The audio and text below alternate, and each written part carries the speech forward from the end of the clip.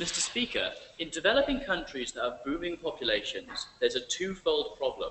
Number one, it's very difficult to have enough resources and infrastructure to cope with the booming population that leads to externalities. Number two, population growth is occurring in all the wrong demographics of the people in that country, right?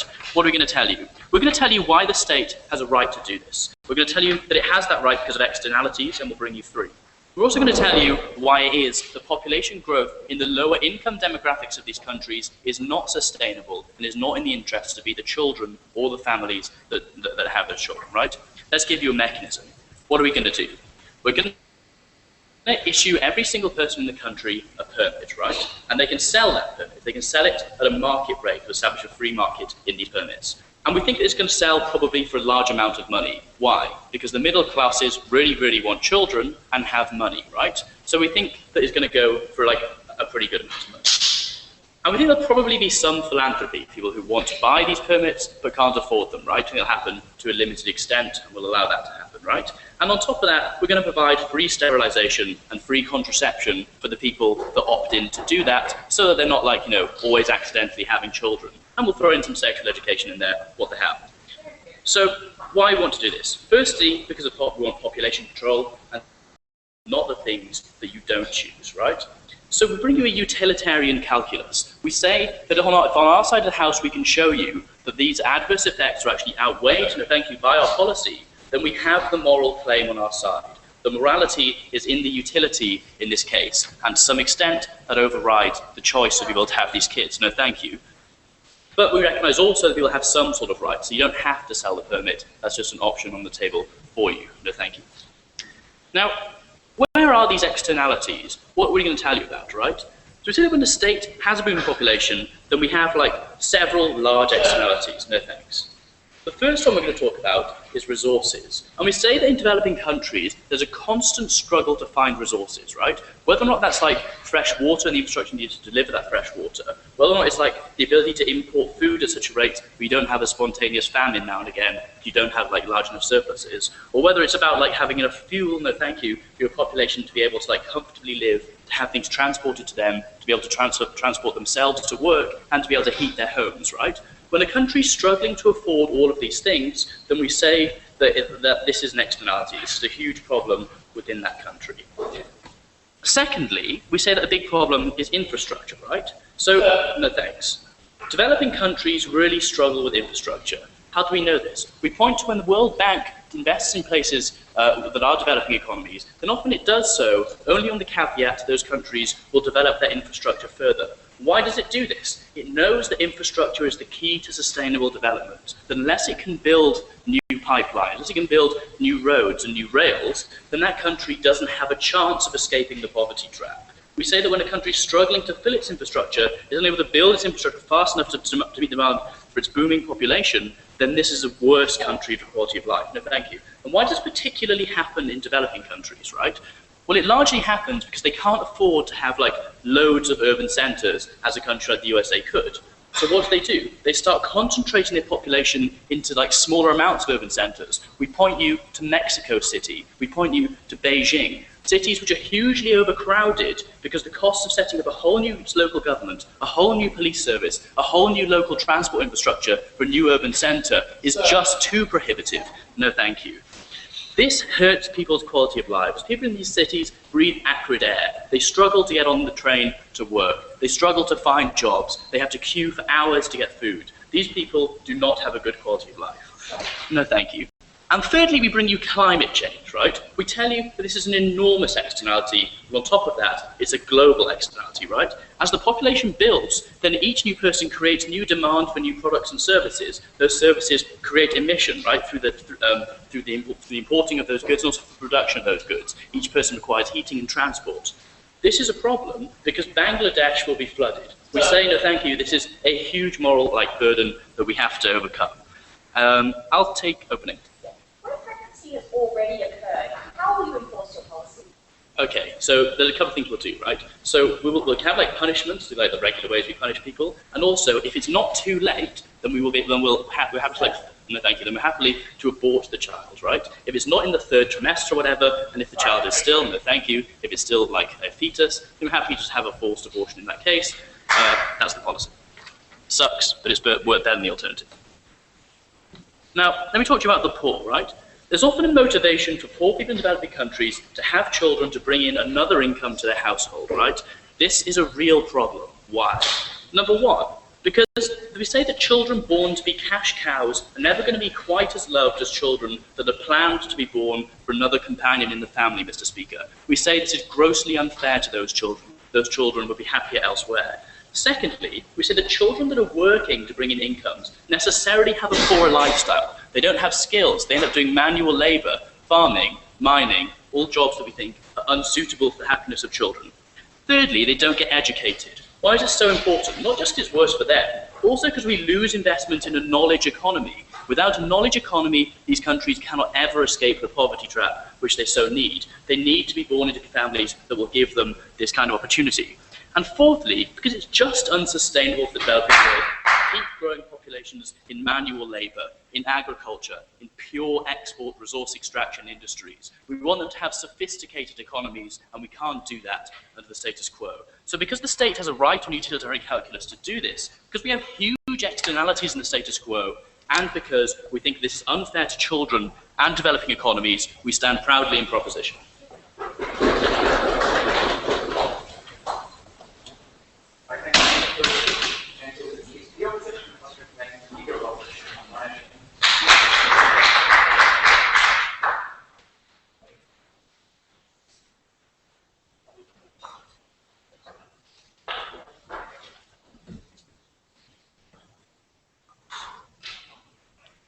Mr. Speaker, we're going to tell you 3 things from opening opposition. We're going to tell you this policy is unnecessary response to the challenges associated with the growing population. We're secondly going to tell you why it's a breach of individual liberty through the mechanisms of enforcement, but conceding that that is a rather radical stance, also tell you why even an attempt to impinge in any way would be an imposition on individual liberty. And thirdly, why this is not a fair system to regulate the way in which we manage population control, particularly in its effects on the role of women in society and the impact this has on poor families. Rebuttal will be integrated. So, let's be clear.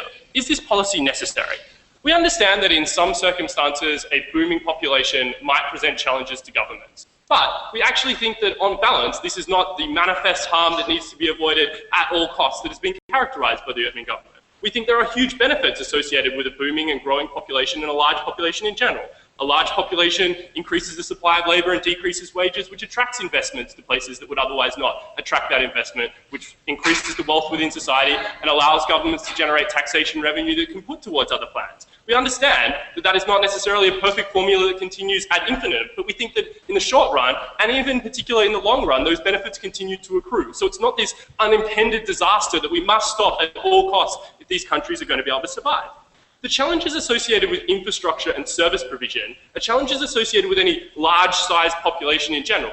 And the economies of scale that you get, no thank you, when you start building mass infrastructure projects means that you can quickly and easily bring those types of problems under control with minimum expenditure. That's the very nature of provision of public infrastructure, Mr. Speaker, is that strategic planning and planning for a growing and large population means that you're able to build the types of transport superhighways and information superhighways that mean that it's actually not that expensive when you improve the return that you get from a high supply of labour and attraction from the type of investment that that yields, and especially when those types of companies and corporations are investing to build that infrastructure to benefit from those low wages. So we think that to a certain extent, the problem is minimised by its own forces on the economy.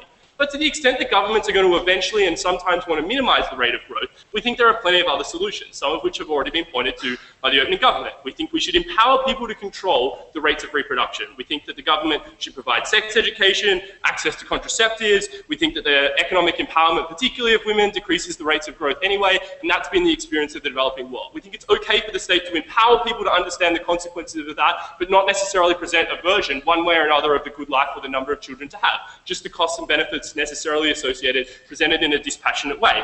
We think there are plenty of ways to break the poverty traps that have been pointed to by the opening government that might starve these countries of the capacity to invest to break that cycle. We think that there are plenty of other charitable ways in which the West, and through aid and through the types of investment that they described in the World Bank, can otherwise do this policy without incurring the harms that I will now tell you about when I tell you why this breaches individual liberty.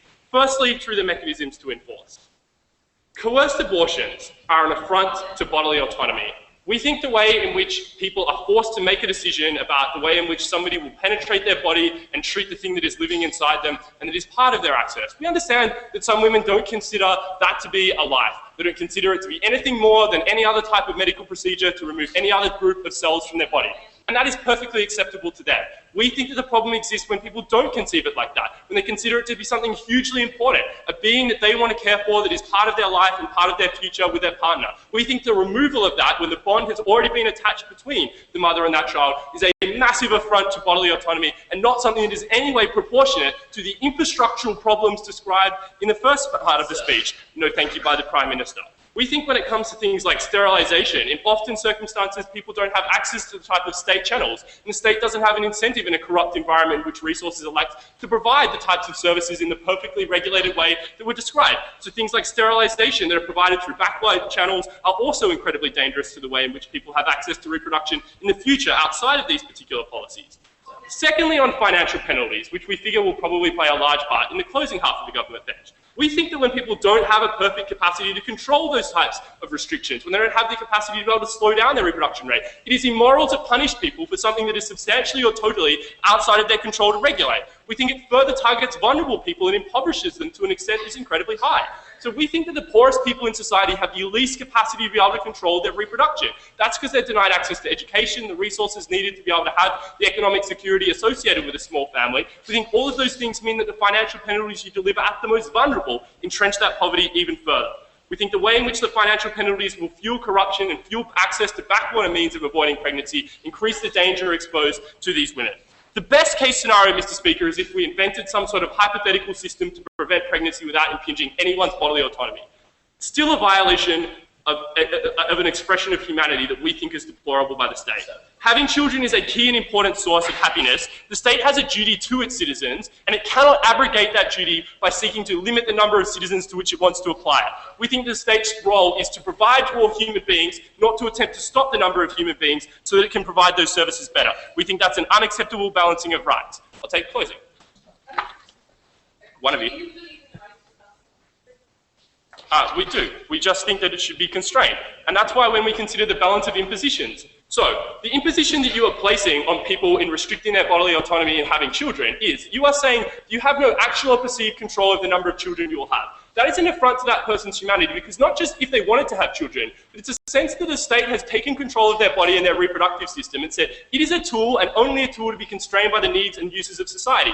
Even if that person didn't want to have children, the sense of existence they have is diminished by the imposition the state makes in general, because they feel less in control of their life and more like they are an instrument of the state rather than an end in and of themselves. We think that's an unacceptable imposition, especially when we balance that against the poor air quality, the poor infrastructural quality of a society. And let's be frank, Mr. Speaker, this is not like there are burgeoning numbers of people in developing countries having tiny families, acting responsibly, who are being systemically disadvantaged. The people with small families are overwhelmingly wealthy. The people with large families are overwhelmingly poor. We think it is not fair to say that the rich people are being disadvantaged by the poor who are just selfishly having more children to their disadvantage. We think that was an ineffective characterization of that particular balance. We think this is an unfair system to regulate, primarily because of the impact on women and girls and the poor. So, firstly on women and girls. We think that it's conceded that in a lot of areas of booming population, it is most likely to be associated with a patriarchal society that is going to in turn lead to selection against females. We think it's firstly immoral to entrench a norm of devaluation where we say one gender or one sex is meant to be devalued and meant to be treated in a way that we should prioritize men. Secondly, even if when women are born, because of their lower rates of existence within society, females are treated as a reproductive commodity which further devalues their existence and treats them more as a means rather than an end. Madeline will tell you more about all of this, but that's for a start why we oppose.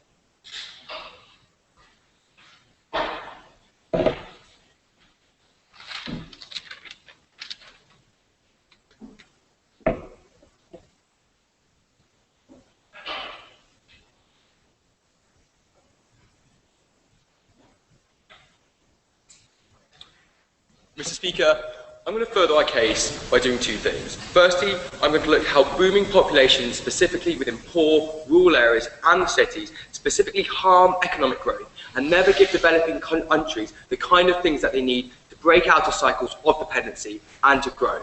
Secondly, I'm going to give you a bit more analysis about why in developing countries climate change is becoming such a big problem, but specifically within the poor, and specifically poor rural farmers who perpetuate this, and the impending impacts this is going to have in the coming years. But firstly, Roberto.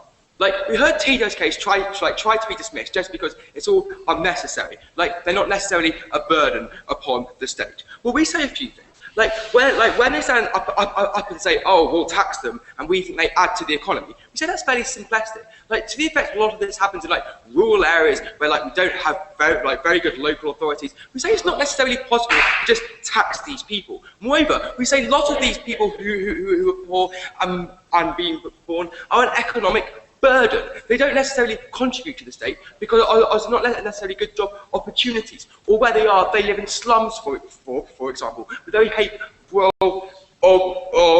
with very high crime rates. And then they said, well, infrastructure, that's not a problem because it's justified by a calculus of economies of scale.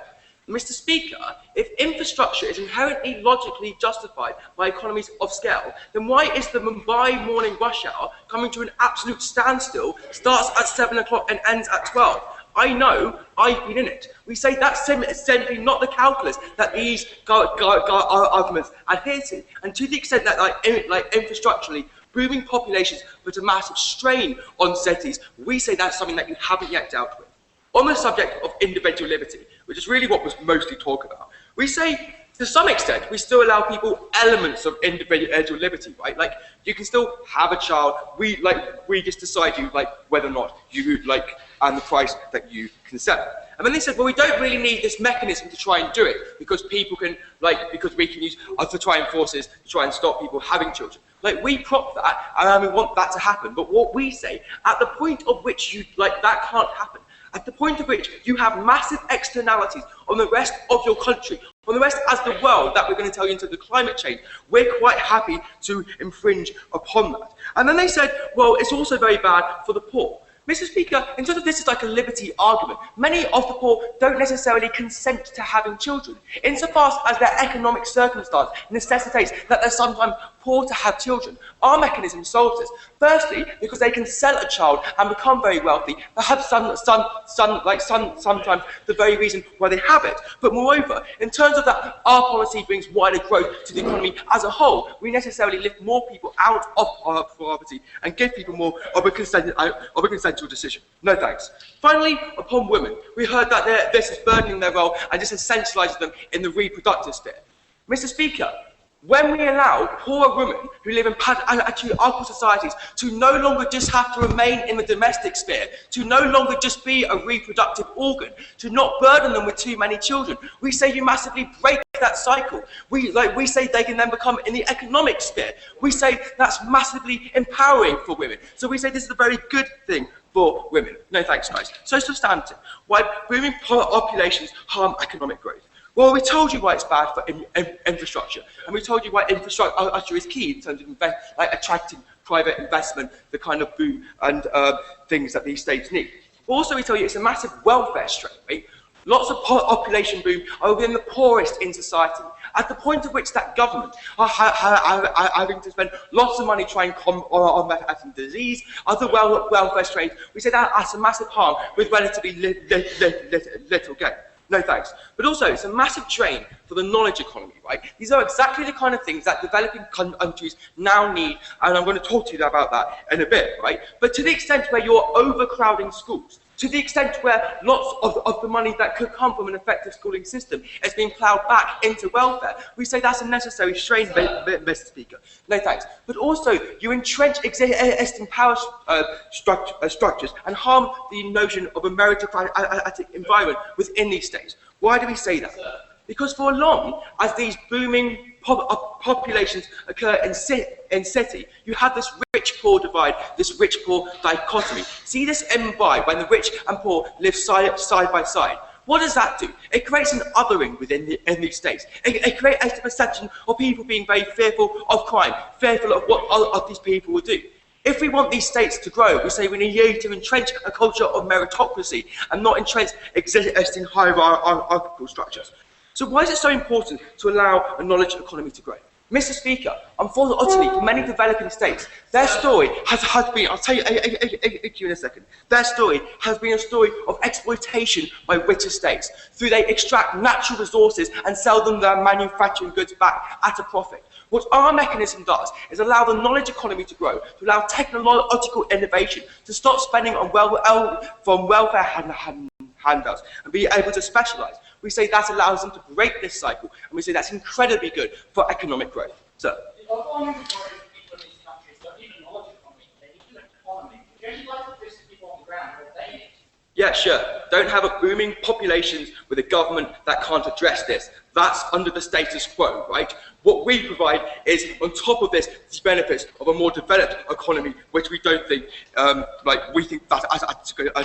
Finally, on climate change, and why, in terms of demographic, the poor people are such utter strange on climate change. Because one of the main problems is deforestation, it's over-farming, it's overcropping in rural areas. Poor families are necessarily more likely to do this, right? Why do we think that? Because we think when they're struck with food shortages, they necessarily go and use resources in an inadequate, suboptimal fashion. We say that that's incredibly bad in terms of the future crisis that can happen. Also, we tell you many of these developing states are the ones who are most likely to suffer themselves from impending climate disaster. Okay, so see like Bangladesh. Further to that, we say you just on a simple quantitative scale, the more people you have in a state, the higher like your average carbon footprint is going to be, right? To the less people, we think that's a good thing. Mr. Speaker, we have a right because of externalities. What are they? They're harms to the economy and they're harms to the climate. Therefore, I stand proud of the proposition.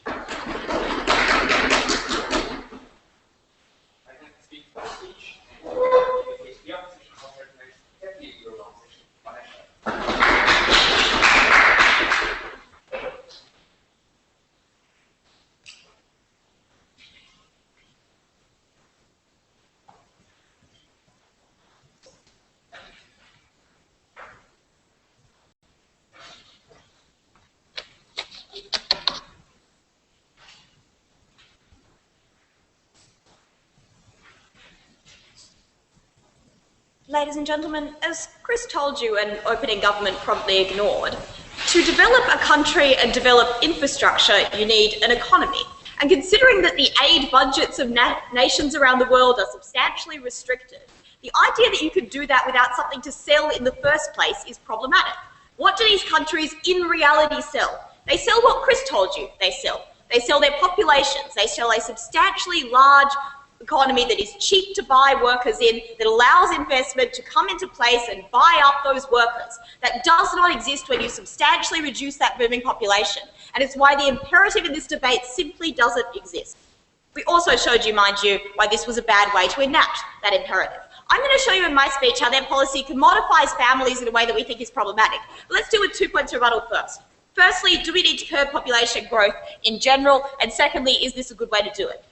In terms of curbing population growth, you can't take a country from no industry to Germany overnight. Somewhere along that pathway, you need money, and foreign aid programs are simply insufficient to provide that. So in reality, where does that development money come from? Look to the development pattern of just about every successful emerging economy in the past 50 years to work out where that comes from. It either comes from substantial luck in terms of the resources that you have, which in reality very few countries can rely on. So the resource booms of the Middle East are simply not available to the majority of countries we're talking about. Or it comes from a cheap workforce that can attract manufacturing money, e.g. China, Russia, India, Brazil, most of Southeast Asia and Latin America. Those countries develop by offering that cheap workforce, by attracting that money that allows them to then build that infrastructure. And let's just talk about infrastructure for a moment here. It is simply not true that population booms create the biggest reason why there are, car jams in the streets, of Russia. Let's point out, by the way, that most of the time the example they used was Beijing, where this policy was in place, and the real reason was that there wasn't the money to build the quality of that infrastructure yet, and that what they needed was to attract that money over a period of time to build that infrastructure at all. And that even if you have a small number of people in your country, e.g. if you're Botswana with a population of 2 million, as we all sadly learned, all of those same infrastructure problems exist anyway. So we reject that as the problem in this debate. Let's talk about a couple of the other reasons they thought that you might need to curb your population growth. They suggested that it might be because of the environmental cost. These small developing countries that we are talking about in this world are not countries like the US or like China that are pumping out the majority of the carbon dioxide that we are worried about in this debate. We do not think it is acceptable to place the burden on these countries before you place it on the US and China and Australia and Europe. We reject that point blank in this debate. We're not happy to attach that responsibility to these countries. And if we are, we think we should do it without hampering their development, i.e. by funding the ability for them to produce electricity in a sustainable way rather than preventing them having children. Secondly, in terms of whether we enhance the rich-poor divide, i.e. whether or not having children and not having children might somehow make it more likely that people saw the rich-poor divide. Firstly, we'd say that all of the stuff that the opening opposition wanted to bring you about sense of other is more true when only the rich have children. We think probably the better characterization of what they were trying to argue was that it is expensive to raise children and it makes the poor more poor when they try. We already showed you why that was the wrong development model, and the poor were more likely to be in an economy that allowed them to get a job, when there was a cheap workforce that attracted investment and allowed them to move out of that cycle.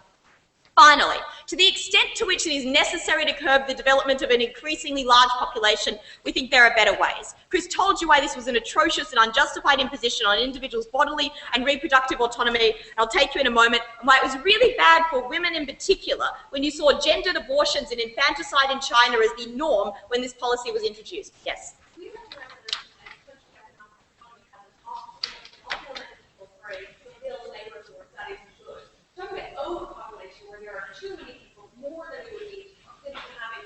No, you're talking about booming populations, as the topic says. Where you're dealing with overpopulation already, reducing the number of children people have to the point where you actually sustain that population because it takes 2 people to have a child and they each have a parental license, would not fix that problem in general. And the better way to fix it is education so that people choose to have less children, and that way you don't have to impose on people's bodily autonomy. We reject that in this debate. Let's talk about commodifying family in my positive material. There are 2 ways in which the opening government's policy, and presumably the closing government's policy, commodifies children in this debate. Firstly, it treats children as a status symbol. In practice, the fact that you are able to have children will say something very important about your economic status. It says at the very minimum that you are able to forego the money you could have got from selling that parental license. It says, therefore, that you are wealthy, particularly in economies where most people are living hand to mouth. The fact that you were able to have that surplus economy and surplus economic function that allowed you to have a child says something about your family that is deeply problematic when you talk about othering, as opening government wanted to talk about. But secondly, if you have more than one child, that says even more about your wealthy status. And when you're dealing with types of countries where the perception of wealth is often deeply important to individuals within it, they are more likely to treat children as commodities and to treat children as simply a status symbol in the same way that you treat a mansion as a status symbol. We think normalizing that attitude towards children is deeply problematic in these societies. It changes how families view that child, not as a being that they chose, but as a status symbol instead. Secondly, the placing of a restriction on the number of children that you have changes how the child that you do have is treated, because you then have the sense that you only get one chance to A, mold your personal legacy, and B, particularly in countries where there are really bad pension systems and a lack of welfare, raise someone who will be able to support you in your old age and keep you alive when you are no longer able to work.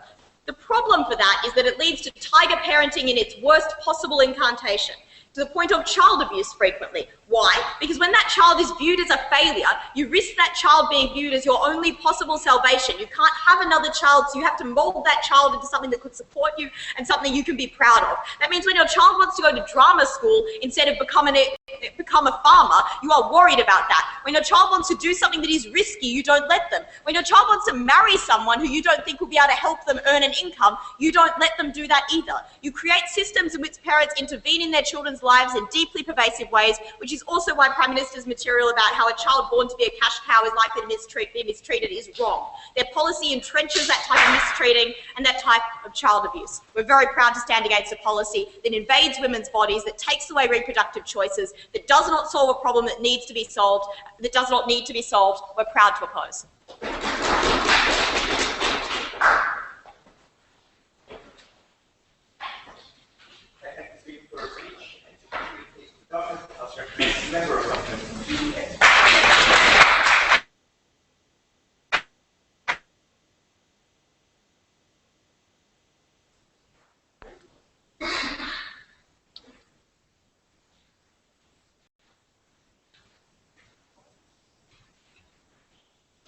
Mr. Speaker, I'm going to be extending this debate in 3 main points. I'm going to tell you why there's no inherent or natural right to have children. I'm going to tell you why it's a legitimate and free choice for poor people to actually take into account financial incentives in making decisions about things like having children.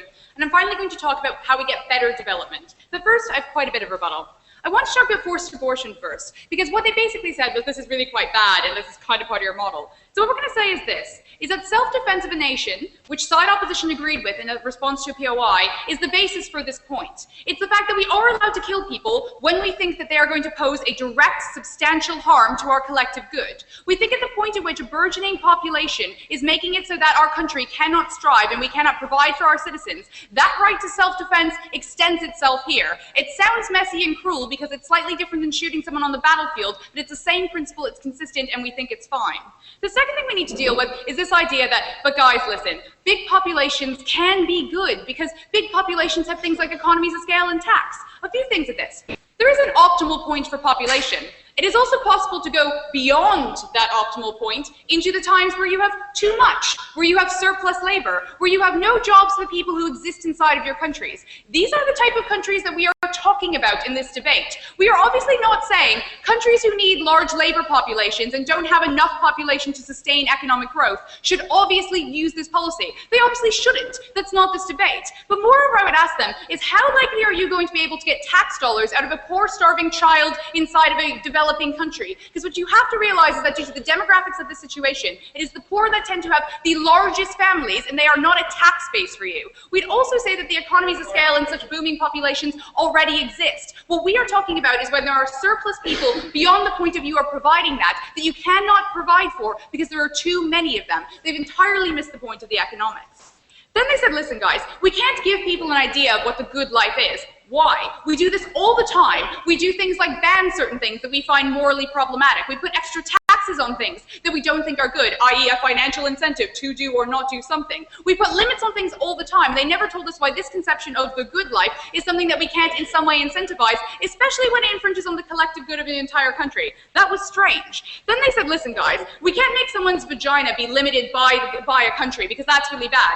But they completely failed to recognize that every other part of our body can be limited by laws all the time. It's totally fine for you to say that I can't use my body to harm another individual. That's totally fine, but don't ever bring a vagina into it because then, oh my gosh, what are we ever going down that road with? It's perfectly legitimate for us to say that if your vagina is infringing on the rights of others, you shouldn't be able to use it in that way. Then they said, listen guys, let's talk about gendered abortions and infanticide. There's a few things on this. The first thing that we would say is that this is a very good reason to not allow gender screening in abortion clinics or before the birth of a child. We're happy to say that that's something that we should probably do. It's something that countries have tried to do and actually has lowered the amount of gendered abortions and also has had an impact on the level of infanticide as well. But secondly, we would say is that due to the distribution inside of households, these girls starve to death now. They don't get sent to school and they're on the lowest part of the food chain because, as they said in their debate, they are useless to those families. They are just starved in their families and used as baby factories. I don't think that's a good life anyway. And finally they said, listen guys, you commodify children this way. Why is that bad? No harm was presented, just they're commodified, and obviously that's bad.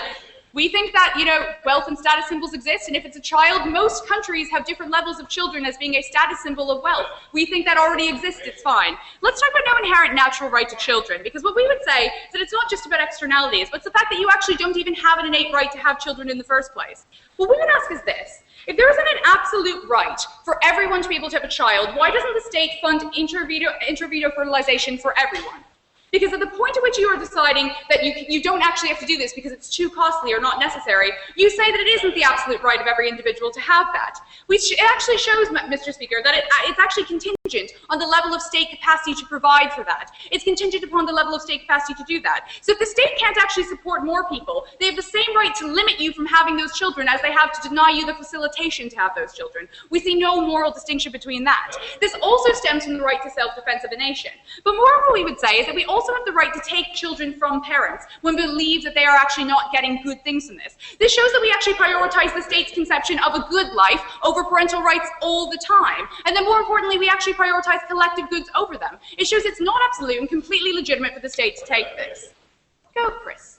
So the point was that growing population, even once they pass the optimal level, have positive feedback that limits the harm to the economy. Why is this like the argument? I reject this, right? I reject that once you're past an optimal point, when people cannot bring in things like tax and good productive things because there are no work for them and they can't do anything, that they somehow help you with economies of scale or taxation. You have never proven why, past that optimal point, that does happen. The fact of the matter is that all of our development models show that surplus labor that sits around in fields is actually a drain on the system. You can't just assert it and pretend it's good. So I think that this idea that it's an inherent expression of being happy is a bit bollocks, because guess what? If I said my inherent expression of being happy was going around murdering people, you'd probably still say it's legitimate to stop that, right? Let's talk about legitimate and free choice. So why can poor people make decisions on financial incentives, right? So we would say is this: listen, you're allowed to opt out of having children now.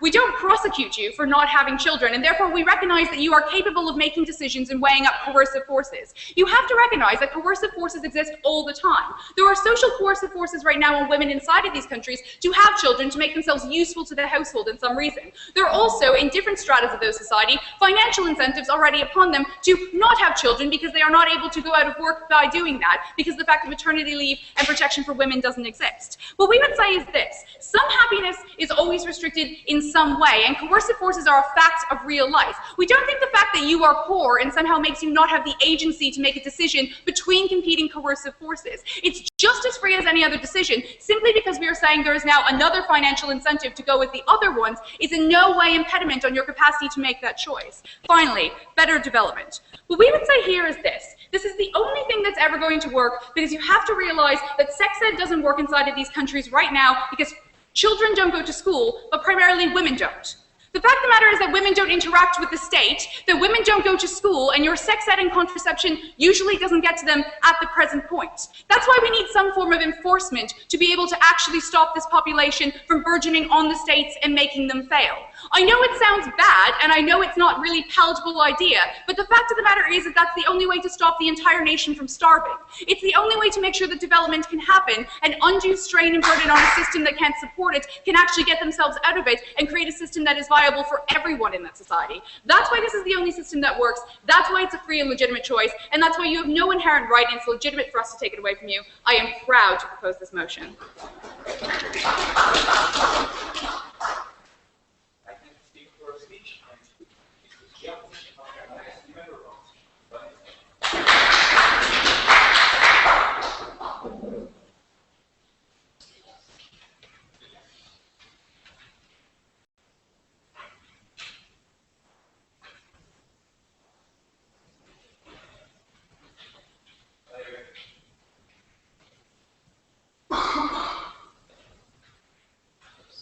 See if I got to that.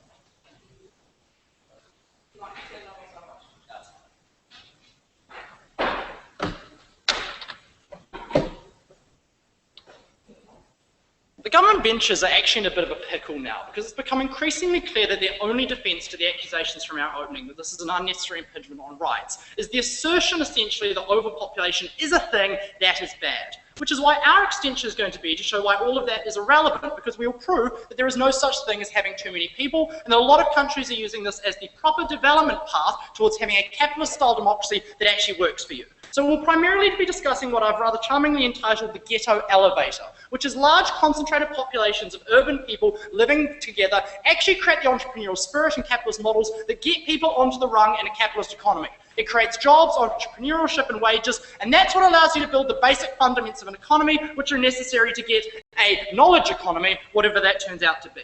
We'll also be extending to talk about why this is necessary for rural populations who are essentially abandoned by this policy, who rely on this for their basic standards of living and rely on multiple children to maintain their communities and to maintain their basic economy. But before then, let's talk about what happened so far in this debate. The self-defense of a government against its own population is an extremely problematic principle in our mind, because what it essentially says is there are no individual rights if you can prove a collectivized benefit, right? Surely you can then essentially say there are no individual rights. It's simply a communitarian state where we only respect the majority and that we can impinge upon anyone's rights as long as you can show a utilitarian net aggregate benefit. We think that is extremely problematic, and we're disappointed we haven't had any arguments from that side of the house as to why we think that's a good thing. You can restrict freedom of speech in their world, you can restrict democratic rights if you think they'll make things better, you can do all of these things which we think are prima facie undesirable, because individuals know best for their individual conception of self, what is right, and governments are systematically extremely poor at introducing policies that accurately reflect the collective will of the majority. So we expect the government whip to then provide a roaring defence of an absolute dictatorship where no one has any individual rights. Well, if that was the model, we would have liked it at OG. The other problem we have is that if you rely on self-defense, you also have to include things like proportionality, and you also have to prove that this is just generally a good idea. We think even if it is a good idea because overpopulation is a thing, this is definitely not a proportional response, given the incredible abuse of rights this constitutes, which our opening has already clearly alluded to, and they really had no response to. And we also think this isn't necessary for all the material that we're going to give you in our extension. The second thing I want to comment about is this optimal point of population theory, which was apparently just asserted because studies show it's true. We disagree. We think that countries continue to innovate and grow and increase their populations, and that's why countries like the United States continue to grow at a rapid clip of far above replacement, and we think there's actually essentially a series of stable equilibriums. Your population may be slightly higher than your capacity to feed, but then you build infrastructure, you develop new technologies, and you move higher. And we think the general global trend is towards ever-increasing populations, because as we showed, those are extremely important. We also think this idea of the knowledge economy was never substantiated, because what is a knowledge economy? Clearly India doesn't actually have one, because apparently they want to implement this policy in India. But then what is the point of having a knowledge economy? We think a knowledge economy of that sort is actually extremely bad for these economies, because you essentially artificially increase the power of the upper class. They're the only ones who can access these technologies, access these high-skilled jobs, because they're the ones with education and talent and skill necessary to be an IT consultant. That grows inequality, because the vast majority of your population who you're constricting and denying access to these jobs because they simply don't have a position in the economy where they can take them are left behind.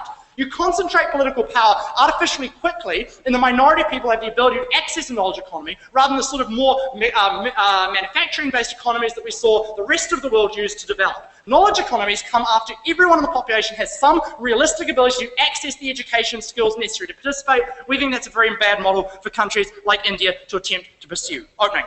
Well, to ever achieve manufacturing sectors, those tendencies come in to exploit all its diverse population.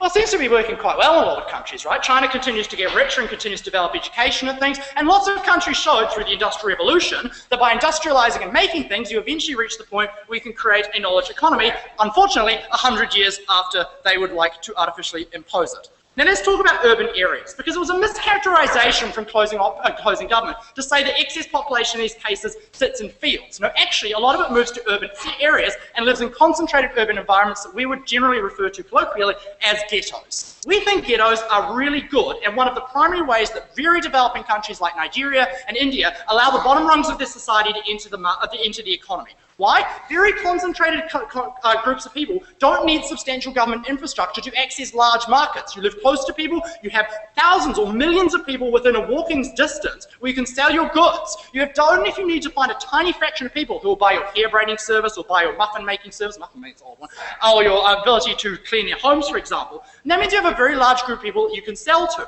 If you artificially constrict the sizes of ghettos by constricting the ability for the bottom of the population ladder to have babies, which is what their model does, you deny people access to these markets, and they lose the ability to enter the capitalist system at the bottom rung by using the skills that they have, which are uneducated and often not very advanced skills, which they can do in these environments.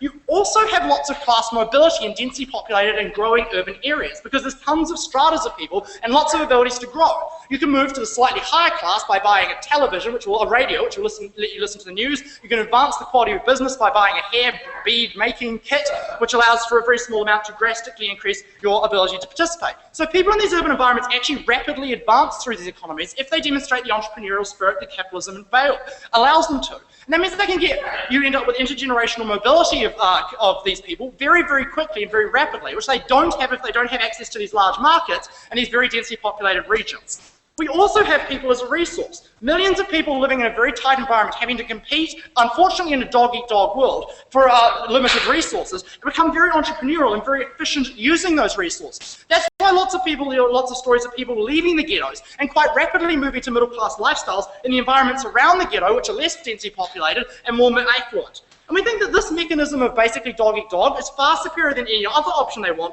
which might include, for example, relying on the government, because these governments are often corrupt or they implement poor policies. It's much better to rely on free markets, which promote these policies very efficiently, rather than unfree markets dominated by the government trying to sustain a knowledge economy, which we think for these people is a myth. Rural areas. They need the population that they can have to maintain their lifestyles because, for example, they have high rates of people attrition due to disease and malnourishment. And when you live in a subsistence economy, having more babies is typically the only way you earn a substantial amount of money and invest in the community around you, because you can trade or essentially have marriages in the community that create stronger kinship groupings, which allow them to be essentially more tightly knit communities, which creates economies of scale.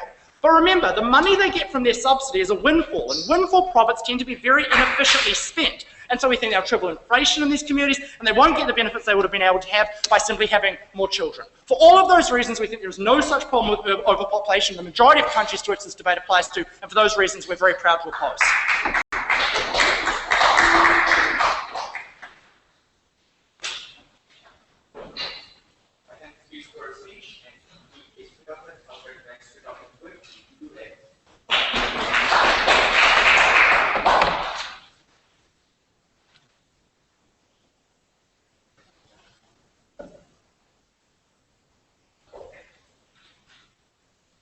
Thank you very much, Mr. Speaker. 3 things in this speech. The first thing I'll do is engage with that beautifully linguistically and so also very crass term that we were given to describe poor people, the dog-eat-dog extension. Thereafter, I'm going to talk about why it is we think the only solution to the problem is this, and moreover why we think it's legitimate to negate something which we don't see to be a right, this notion of the right to parenthood. And thirdly, why it is we think it's a legitimate choice and a free, as free as any other choice for any other individual to make. So what do we get out of extension?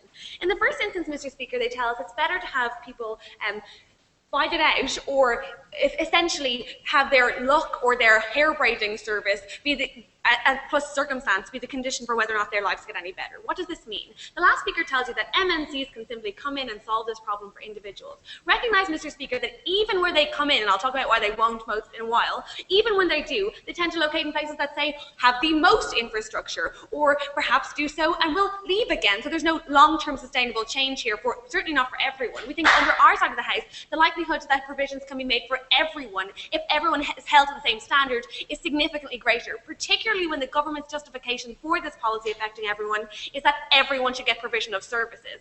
Secondarily, he tells you that it's not okay for the only answer to their right point about their point about the right to parenthood is for us to say that overpopulation is a thing. Thankfully, Pam told you why it is we don't think that there is a right to parenthood, Mr. Speaker, and why this is a legitimate choice for people to make. But moreover, we would say that our point wasn't simply that overpopulation be a thing, Mr. Speaker, but rather that it actively undermines the capacity for individuals within those citizens to get out of the circumstances that they find themselves in. Moreover, we say, he tells you that we can't just assert that there are circumstances where collective rights facilitate individual rights. Recognize he mischaracterizes the argument, Mr. Speaker. He tells you that we simply argue for stupid utilitarianism, that you can do anything so long as it's for the collective good.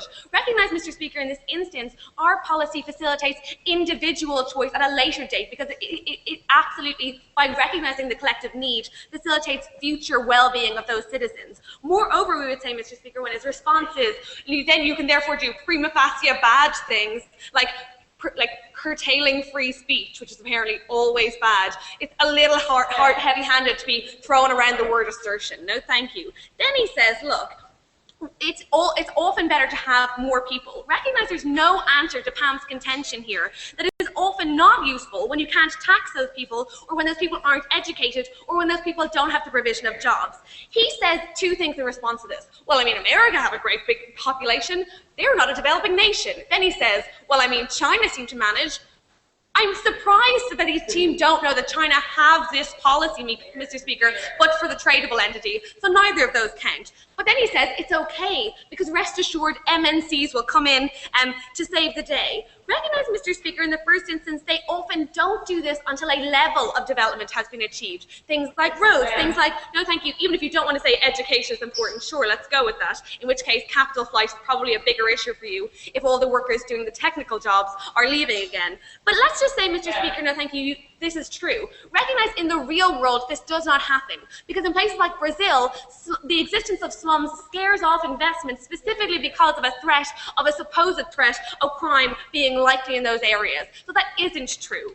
So what's the second point? Why is this an important solution? No thank you. First of all, misnomer that Chris threw in, if we're going to have fines, that's going to be bad because it will exponentially hurt the poor. Like, we're happy for them to be means tested if that's the case. No thank you. But then he says, at the top of his speech, he says this is an unnecessary reaction to the problem. I mean, sure, sometimes these might pose problems for government. Like, we hope we've convinced you at this point, Mr. Speaker, that they definitely do. But moreover, he says, no thank you, sometimes having a large population can lead to good outcomes or large pools of labour. We are happy to concede this. That sometimes would be the optimal point of employment, Mr. Speaker, with respect to the needs of your economy. In these cases, we are going to say that there is an overpopulation with respect to that need. Maddie, when I give her a POI on this, says, well, no, in the motion it says booming economies, nothing about there being too many people for the capacity for provision of services. We pointed to OG's definition of this debate, Mr. Speaker, and hope that that suffices in saying that they were legitimate in defining the debate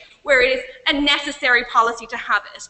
Lastly, this assertion that sex education will solve the problem. No response to the fact that Pam tells you often have circumstances where everyone is not in education, so your leaflet through the door that people can't read isn't particularly helpful. But moreover, if sex education did solve the problem, then we wouldn't need the policy, and that's okay by us. Lastly, this term in terms of legitimate choice, no thank you. Because the big thing here is the won't someone think of the children point. I think it's important to recognize, Mr. Speaker, that they don't win this on their side of the house. What are we told?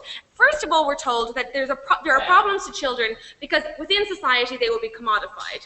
This means a couple of things to the opposition bench. Firstly, they say children won't be something you chose, but something that you just have as a status symbol. Recognize in the first instance, under our side of the house, children are now something you actively have to choose, Mr. Speaker, and go out of your way to have. We think, if anything, that creates an incentive, no thank you, to a good metric for parents who want them quite badly. Then they say they will be abused. Why so? Because you may be made in the image of your parents. First of all, if that image is beaten into you, Mr. Speaker, we're happy to recognize that as child abuse. I'll take first half now because they tell me just wanting them not to be an actor is. Go. The problem is not that your self-defense philosophy justifies dictatorial imposition on individual rights. That you simultaneously appear unwilling to balance that against the scale of necessity, which we told you was incredibly wrong. Actually, I think that's the metric for implementing the policy that OG set up, which is that where we need the policy, we should implement the policy. Like, that's absurd. Are you just, like, that POI amounts to, are you still on the prop? Yes, I am. Mr. Speaker, we would say that the second thing they say with respect to child commodification is that they are abused because people often want them to be in the image of themselves. First of all, this has never been, nor will it be, a definition for child abuse. Like, we recognize that children grow up and have agency and hopefully can make some decisions, but moreover that we offer parents this capacity under their side of the house too.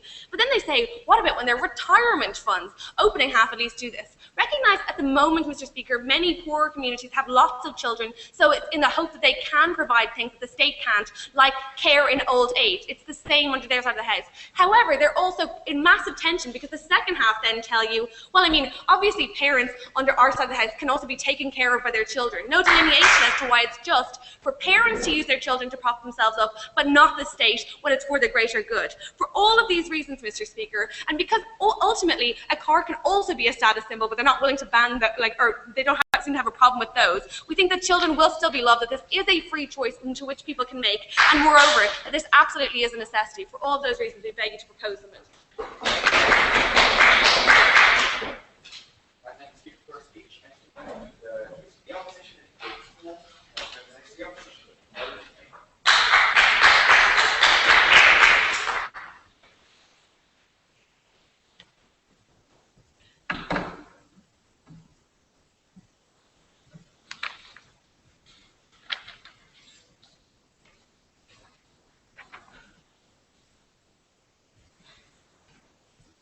We always knew that closing government was never going to engage with our extension. When at member, they stood up and tried to do something very, very tricky. When they stood up and said, we're not talking about countries with a booming population, we're talking about countries with a surplus population. They essentially tried to shoehorn this debate into understanding that every instance they are talking about is one where overpopulation is a bad thing. As a result, they have failed to engage with our analysis that most booming populations present a good thing for people on the ground. They present a good thing for those countries. They're better for moving towards a knowledge economy when that is appropriate for those people, and they're better for the families who choose to have children and keep those children, don't sell them to the middle class. So what am I going to do? First of all, I'm going to have another go, and we've already succeeded, but I'm going to do it again, addressing their stuff about self-defence. Then I'm going to remember what we had about externalities in the front half, and then move on to the critical questions. Is a booming population a bad thing? And how do markets in the ghetto communities that we're looking at actually work? Why do we think that they work in favour of people having more children? So what do we hear on self-defence? At first we heard that you can defend yourself, you have a right to defend yourself, therefore to some extent we have a right to step in and to take someone's child from them. We can invade their vagina, as they said. We can take that child if there's a defence, if there's an offence to someone else.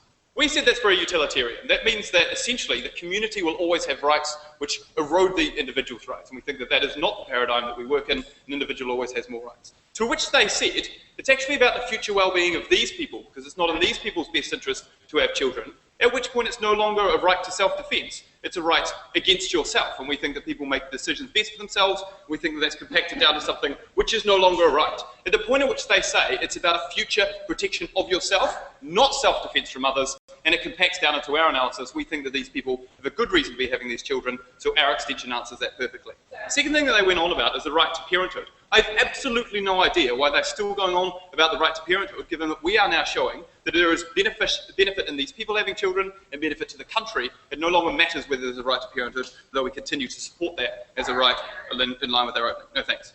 Let's talk about externalities, which is what the opening government gave us. And the first one, well, the main one, was resources. Essentially, the government can't provide. As we've explained in our extension, and we continue to explain, when people intend to have children, they see a place for that child. These are people who are the poorest of the poor, and they do not have a child if they can't feed that mouth, because that harms their other children, because that harms them. They see a place for that child. No thanks. Or the alternative, where people don't intend to have children. And where you don't intend to have a child, the right to self-defence doesn't step in, because people are not liable for their actions. People have unintentionally had a child, so they cannot be held liable. They can't be fined for something that they've been incomplicit in doing. No thanks. Then we heard about knowledge economies. Knowledge economies are critical. The first thing that we say to this is, how on earth does your policy get us to a knowledge economy? Because extra population in the middle class is going to encourage direction of knowledge towards the middle class, and it's also going to encourage a direction of knowledge in a way that poor people can't afford. So it's going to encourage higher speed internet than poor people would like. It's going to encourage tertiary education. We need a secondary and primary education for these people. If we have a burgeoning middle class, you don't direct the knowledge to the now shrinking lower class. We think that it's harmful to those people. They get left behind. Okay, let's look at what we brought you in closing, although a lot of that stuff, all of it, in fact, was new analysis. First, you, yep. Okay, so you just continually assert that individual rights are obviously more important. You even support prima facie. Can you, for your first time in your case, justify why it is they are more important?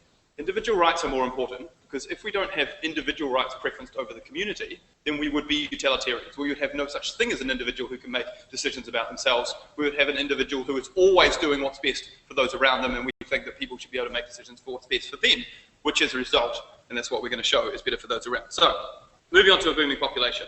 First thing that we said is a booming population is a good thing. Often, a family actually needs the new productivity that they get in, and often, as knowledge ramps up in these areas, as people become more productive on their farms, if we're going to talk about farms, although we think more often than not it's ghettos, a lot of the time people actually need to continue to fertilise the population there, no thanks, so that people can continue to feed the mouths of their families. Secondly, those most in poverty often actually require children for the specific defence of their other children. For instance, if cholera invades your local village, you do need another child who can walk far enough to get that water. I'm taking their paradigm. We think it's mostly about ghettos. But in this paradigm, where you're walking to get water, a family can actually choose to have another child to help their other children. So if self-defence is something that they want, we actually think self-defence can sometimes allow a family to defend their other children by having another child who is then able to be more productive for the family, who is then able to bring more goods home so that family gets out. No thanks. What we heard then was that others come in and clip the ticket. Essentially, wealthy people come in and just abuse these essential slaves. This is what we had from opening in a POI and also a little bit throughout their speeches.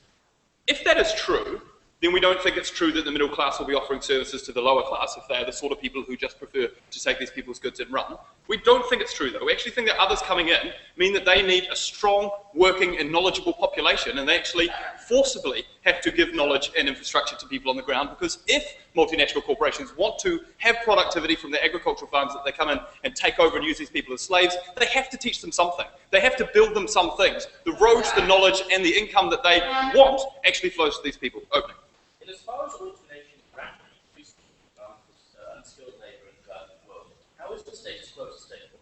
Because at the moment, automation isn't the reality that we're talking about on these farms, and that was what you set up. These people don't have infrastructure yet. Automation isn't there, so we're talking about people who can't rely on automation, therefore rely on the old way of doing it. More people on the ground. Perfect. You gave us analysis that automation wasn't there. It's sad, but it's a reality.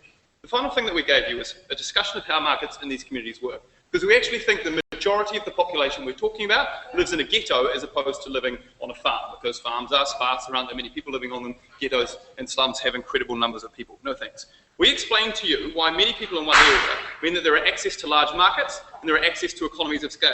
There are lots of customers, which mean that small margin and therefore relatively luxurious industries can start up. And it sounds silly, but we do see in the outskirts of Mexico City bead braiding be a really wonderful thing. People who who establish new products, people who give new things which are relatively luxurious to these people, because when they live in a ghetto, and there are a lot of them, there are small margin markets which are then viable. We think that people become entrepreneurs, we think that people can have strength in numbers, and they move up. The only response that we had to this was for them to say, slums scare investment.